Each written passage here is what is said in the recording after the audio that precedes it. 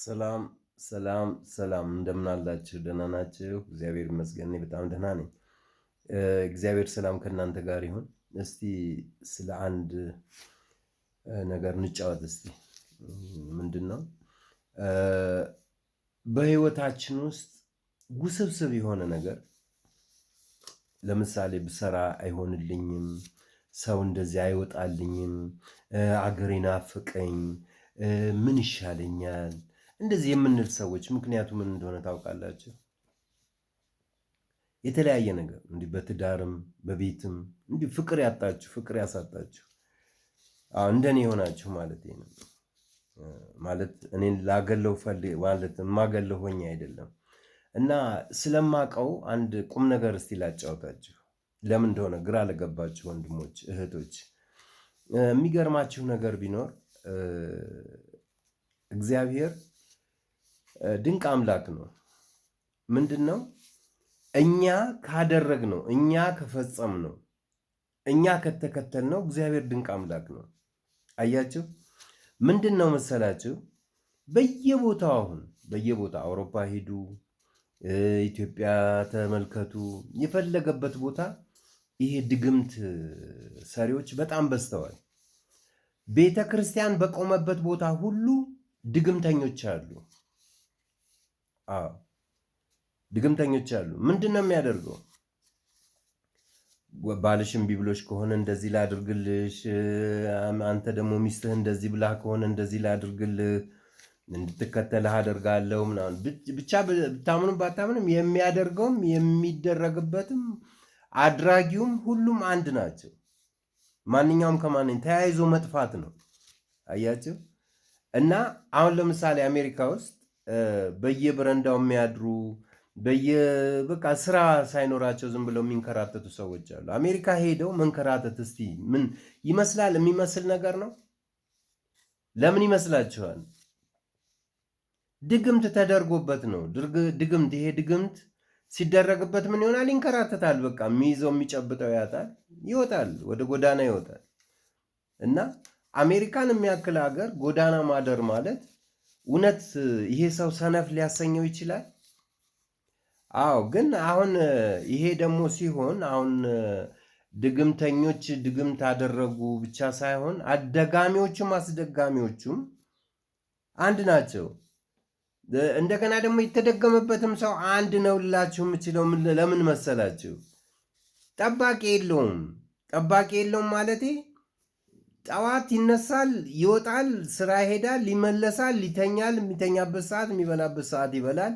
ቢያንስ እንኳን እንደው ሌላ ቀርቶ ምግብ እንኳን ሲቀርብለት በስመ አብ ወወልድ ወመንፈስ ቅዱስ ባርኮት እንኳን አይበላም።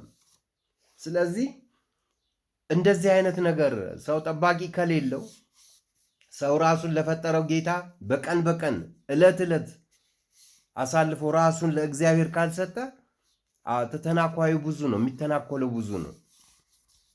ዛሬ ላይ መልካምን ነገር አትጠብቅ። መጀመሪያ እኔ ማነኝ በል። አንተ ማነህ? በእግዚአብሔር እጅ ነው ያለው፣ በእግዚአብሔር እቅፍ ነው ያለው። ይህን ነው ማለት እግዚአብሔር ብለን ስለጠራ ነው። ማርያምን ስላልን ማርያም እኛ ጋር አለች ማለት አይደለም። ምን ስንሆን ነው? ማርያም ተወደው የነበረውን ነገር ማድረግ ነው። አየህ፣ ውሎህን በሰላም አውለህ በሰላም አስረፍደህ በሰላም አስመሸኝ ብለህ ሰግደህ 41 ሰግደህ ራስህን ለእግዚአብሔር ሰጥተህ እመብርሃን ተከተለኝ፣ ቅዱስ ሚካኤል ተከተለኝ ብለህ ወደ ስራ የምትሄድ ከሆነ እግዚአብሔር ካንተ ጋር አለ፣ ክፉም አይገጥምህም።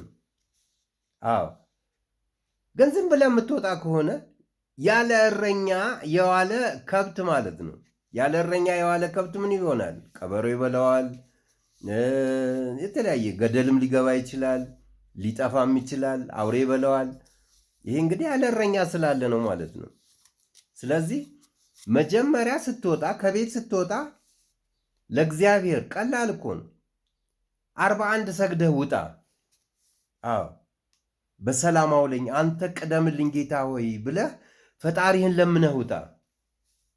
የዛን ጊዜ ከክፉ ነገር ይጠብቃል፣ ስራህም ይሳካል። አየው። ማታ ደግሞ ስትመጣ ዝም ብለህ አትተኛ። እግዚአብሔር ሆይ ከክፉ ነገር ጠብቀህ እዚህ ያደረስከኝ ጌታ በሰላም በአማን አሳድረኝ። አየህ፣ ራስን ለእግዚአብሔር ሰጥተህ ታድራለህ ማለት ነው።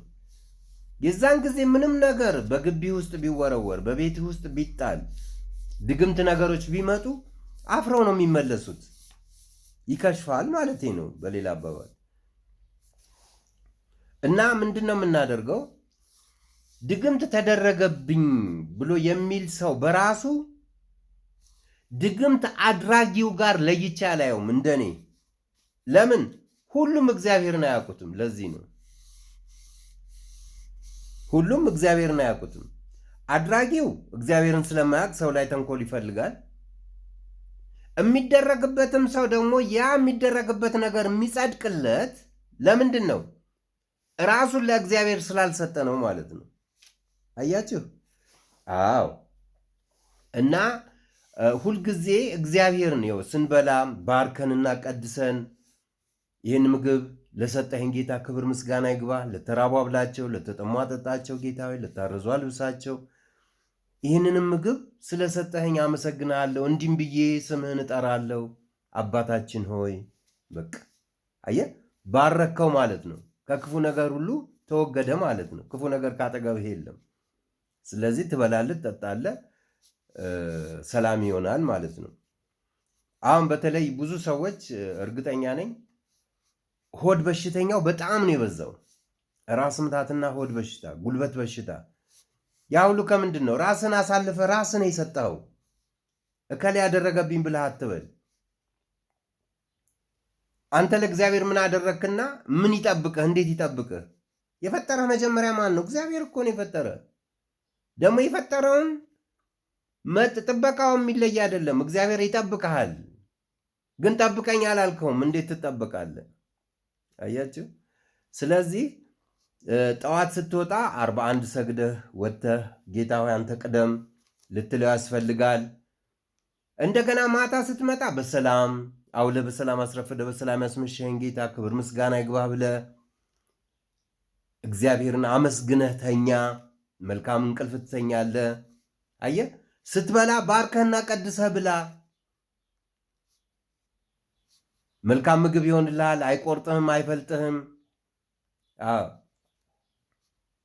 ጨጓራ የምትለው እኔ ሳይንስ ይገርማችኋል፣ መጥፎ ነው ማለቴ ሳይሆን እንደ አንድ ረዳት አሲስታንስ ነገር ቁጠሩት። ለጤና ጤናውን የምታመጣው አንተ ነህ። ጤናህንም የምታጠፋው አንተ ነህ ወይም አንቺ ነሽ። ለምንድን? ከእግዚአብሔር ተለይተሃል። እግዚአብሔርን ጥበቃውን መግቦቱን ትተኸዋል። አየህ። ስለዚህም ለማን አሳልፎ ይሰጥሃል? ለሰይጣን። ራስህን አሳልፈ የምትሰጠው ባይዘው እግዚአብሔር አሳልፎ የሚሰጥ ጌታ አይደለም። ይቅርታ።